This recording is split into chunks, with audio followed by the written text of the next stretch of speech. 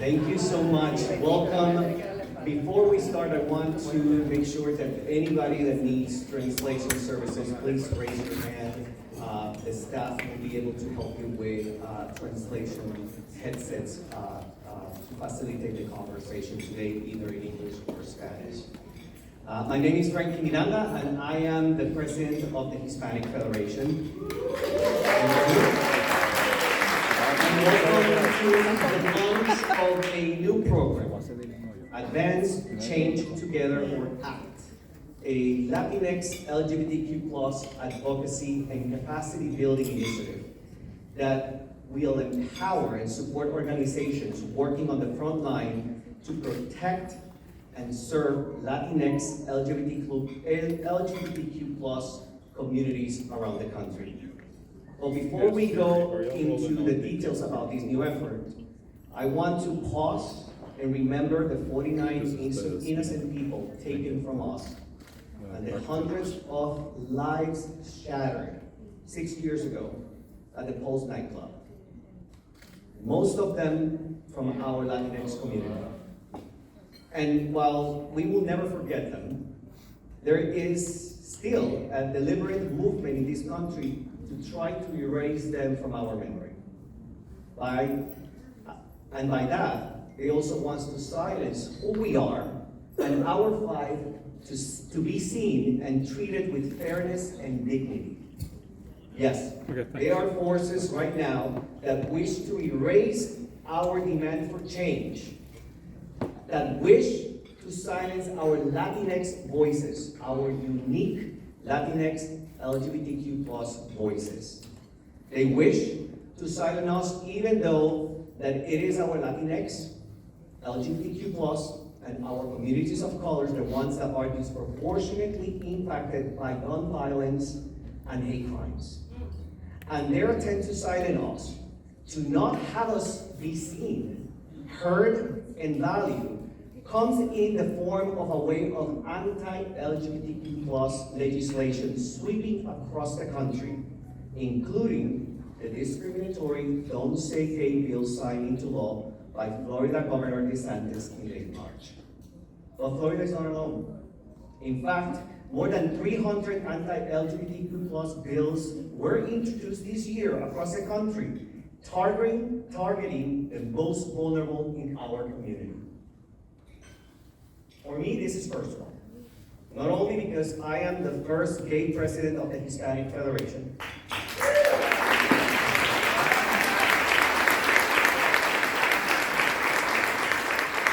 but because I understand in carne propia how the work of our organization, the advocacy, the culturally and linguistically competent community engagement that we can do as leaders, can guarantee the basic rights of the most vulnerable members of the Latinx LGBTQ community. How, with the right kind of investments, organizations can foster diverse leadership that can shape an agenda that could truly reflect our unique challenges and intersectionality.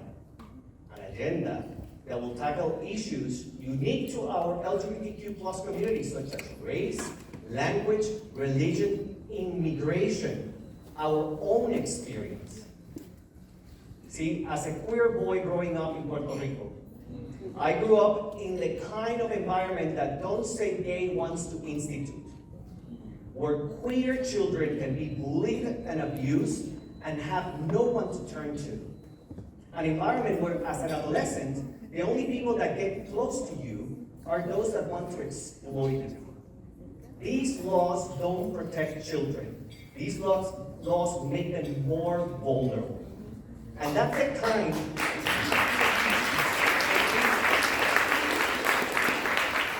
kind of environment that many politicians want to create, regardless of what science says, or educators, or even the majority of public opinion. For me, this is personal. As an adult, I fell in love with my life partner, Ricardo, only to be separated by immigration laws that didn't recognize our love. And in the same way we fought back until we got marriage equality, A fight that the Hispanic Federation not only allowed me to be part of, but encouraged me to be part of. As more and more Latinx people understood that the fight for marriage equality was the fight about keeping families together, protecting the sanctity of love and family unity. And after 10 years living as a binational couple, and thanks to the hard-fought passage of marriage equality, I was able to reunite with Ricardo and formalize our union as life partners that we are.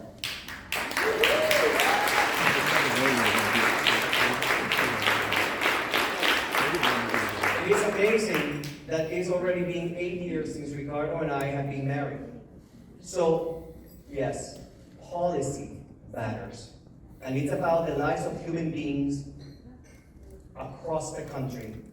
It is about all of us. This is personal because it was at the Federation, an organization created by Latinx people and for Latinx people, that I was able to be protected, accepted, respected, and developed as a leader.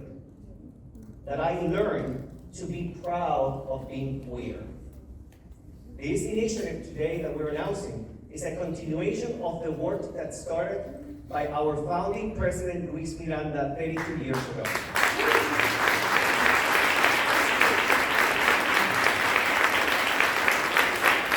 A mission to provide capacity building to our Latinx organizations that continue to be so underfunded even still today. And today, I take this legacy from Luis and others after him, Jose Calderon, also previous president of the Hispanic Federation, and wanted to make sure that we invest in our LGBTQ Latinx organizations to protect our community. This is the way that I can continue their legacy, Luis's legacy, the Hispanic Federation legacy,